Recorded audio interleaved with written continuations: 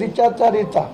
একদিকে রাহুল গান্ধী পশ্চিমবাংলার মানুষকে 50 বছর যারা পশ্চিমবাংলার মানুষের কাছে গ্রহণযোগ্যতা হারিয়েছে, তারা একদিকে অল আউট লড়াই করার নামে যে লড়াই করেছিল গোটা পশ্চিমবাংলার মানুষের কাছে কংগ্রেস দলের কি ভোট পাচ্ছেন এটা আবার একবার নতুন করে প্রমাণ হলো। মুর্শিদাবাদেই দুটো খাতা খুলেছে, ফারাক্কা আর রানীনগর, সেটাও হুমায়ুন কবিরের দৌলতে। তা না হলে গোটা পশ্চিমবাংলায় কংগ্রেস খাতা খুলতে পারতো না, সিপিএমও খুলতে পারতো না। যেটা ডোমকলে খাতা খুলেছে সেটাও হুমায়ুন কবিরের দৌলতে, কারণ হুমায়ুন কবির এই সরকারের বিরুদ্ধে জেহাদ ঘোষণা করেছিল। আমাকে যে অসম্মান অপমান মমতা ব্যানার্জি, অভিষেক ব্যানার্জি আর ফিয়াদ হাকিমরা করেছিল তার যোগ্য জবাব পেয়েছে। আমার একটাই টার্গেট ছিল, অহংকারী মমতা ব্যানার্জিকে বাংলার মস্তক থেকে সরাতে হবে।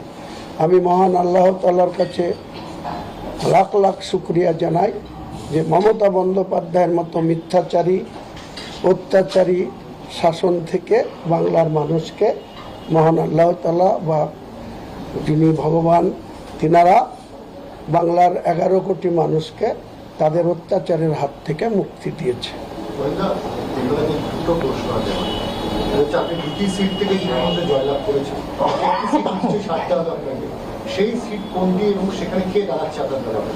আমি ইতিমধ্যে কালকে রেজিনগর সিটে আন্ডারে আমার বাড়ি থেকে 1 কিলোমিটার দূরে গঙ্গা বক্ষের ঠিক পাশে একটা বিরাট মাঠ আছে, 15 বিঘা মাঠ। এই অ্যান্ডারসন রাইট কোম্পানির নামে জায়গা। 84 বছর আগে অ্যান্ডারসন রাইট কোম্পানি এখান থেকে ছেড়ে কানাডা চলে গেছে। ওই মাঠটা আমাদের বাড়ির সন্নিকট মাঠ, ওখানে একটা আশ্রম আছে। বাকি 13 বিঘাতে আমাদের যে মাঠ, সেই মাঠে সকালবেলায় উঠে আমরা শরীর চর্চা করতে যাই। হিন্দু মুসলমান সবাই, মা বোনেরা, ইয়ং ছেলেরা সবাই যায় সেই মাঠে। কালকে আমি সামিয়ানা খাটিয়ে, প্যান্ডেল খাটিয়ে সকাল 10টা থেকে বিকেল 5টা পর্যন্ত 10,000 কর্মীদের, আমজনতা উন্নয়ন পার্টির কর্মীদের সঙ্গে আলোচনা করে সিদ্ধান্ত নিয়েছি 70 রেজিনগর আমি রিজাইন করব আগামী 15ই মে, এবং তারপরে আমি নওদা বিধানসভা কেন্দ্রের এমএলএ হিসাবে স্পিকার মহোদয়ের কাছে শপথ নেব। এবং বাই ইলেকশন যেদিনই ঘোষণা হবে তার আগেই আমি কালকে ঘোষণা করে দিচ্ছি যে আমার একটাই ছেলে, একটা মেয়ে। মেয়েদের পিছনেও এই সরকার প্রচণ্ডভাবে লেগেছিল। আপনারা জানেন, লালগোলায় আমার মেয়ের বিয়ে দিয়েছি 2017 সালের 22শে জানুয়ারি। তারা ব্যক্তিগতভাবে তারা অনেক সম্ভ্রান্ত পরিবারে বিলং করে। আমার বিয়ের যে আব্বা, তিনি 3 বারের হাজি, তিনি স্কুল মাস্টার ছিলেন, তিনি ডাক্তার। তো তিনার পরিবারে আমি মেয়ের বিয়ে দিয়েছিলাম। তাদের 15,53,597 টাকার সম্পত্তি অযাচিতভাবে, পুলিশের যেখানে এখতিয়ার বহির্ভূত, সেই পুলিশ সম্পত্তি ফ্রিজ করে রেখেছে। আমি হাইকোর্টে গিয়ে কিছুটা রিলিজ করিয়েছি, আরও আগামী দিনে হাইকোর্টের মাধ্যমে তাদের ন্যায্য প্রপার্টি, তাদের ন্যায্য যে সম্পত্তি, দলিলকৃত সম্পত্তি এবং তাদের মিউটেশন করা আছে, কনভার্সন করা আছে, সেই সব সম্পত্তি যেগুলো ব্লক করে রেখেছে, 15টা অ্যাকাউন্ট ফ্রিজ করে রেখেছে। ধীরে ধীরে আমরা নিশ্চয়ই এই অত্যাচারী সরকার যখন চলে গেছে তখন নিশ্চয়ই তারা তাদের সম্পদ পেয়ে, এমনকি 23 বছর আগে আমার মিসেসের নামে যে জায়গা, মানিকখোয়া ঠাকুর বাড়ির 4 ভাইয়ের জায়গা আমি নিজে কিনে সেই জায়গাতে বাড়ি করেছিলাম। সেখানেও আমার মিসেসকে নোটিশ ধরিয়ে, এই যে অতনু দাস, এই টিএমসির দালাল, এই টিএমসির চটিচাটা অতনু দাস সাব ইন্সপেক্টর, সে আমার মিসেসের বিরুদ্ধে একটা নন লেভেল সেকশনে এফআইআর করেছে। আমি যদিও জামিন নিইনি, বলেছি হিম্মত থাকলে তুমি আমার মিসেসের কাছে এসো, অ্যারেস্ট করো, তারপরে দেখাবো কত ধানে কত চাল। আপনি বলেছিলেন যে এবারে সরকার নির্ণয়ের ক্ষেত্রে আপনার একটা বড় ভূমিকা থাকবে, সেটা ধরেন রাজনীতিতে তো বলতেই হয়। আমার কর্মীদের উৎসাহী যোগানোর জন্য, আমার দলের শ্রীবৃদ্ধির জন্য প্রত্যেক রাজনৈতিক দলই তার মতো করে বলবে, আমি সেটা বলেছি।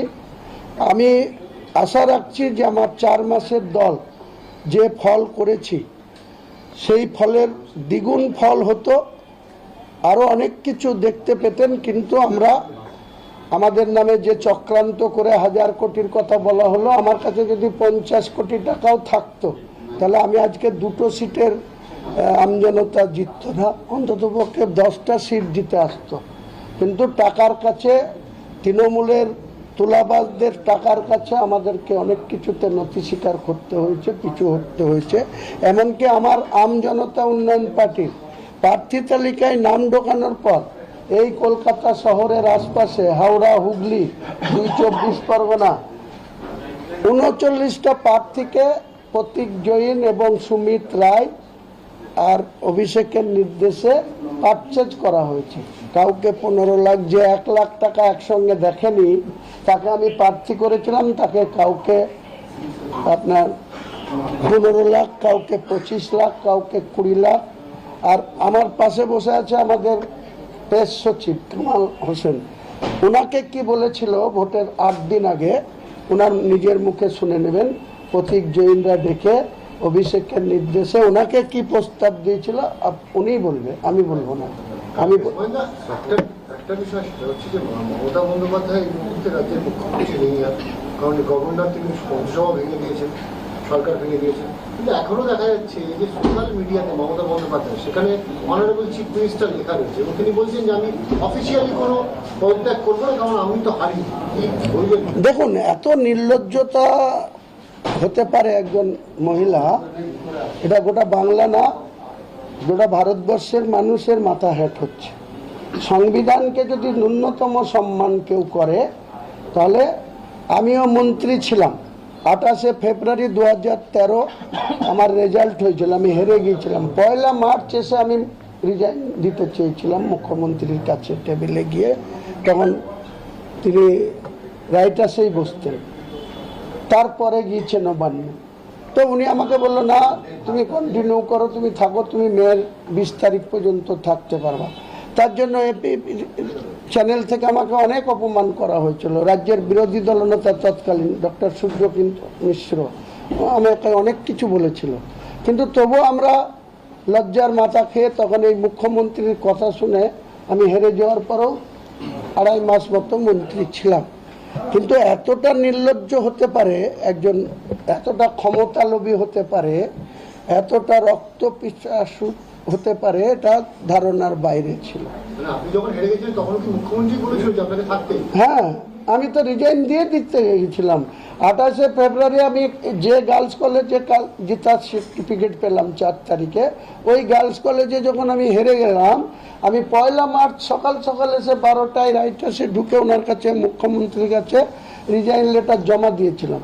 উনি আমাকে বলেছিল না তোমাকে তো তুমি এমএলএ থেকে রিজাইন দিয়েছিল, তোমাকে তো আমি আমার ক্ষমতা বলে মন্ত্রী করেছি, 6 মাস তোমার মেয়াদ, 20শে মে পর্যন্ত তুমি থাকবে, প্রয়োজনে তোমাকে আবার 6 মাস এক্সটেনশন দেবো, তুমি থেকে যাও। আমরা না, এইভাবে থাকা যায় না, আমি রিজাইন করছি, আপনি অ্যাকসেপ্ট করে নেন। কিন্তু করেননি, উনি আমাকে বলেছিল কন্টিনিউ করতে।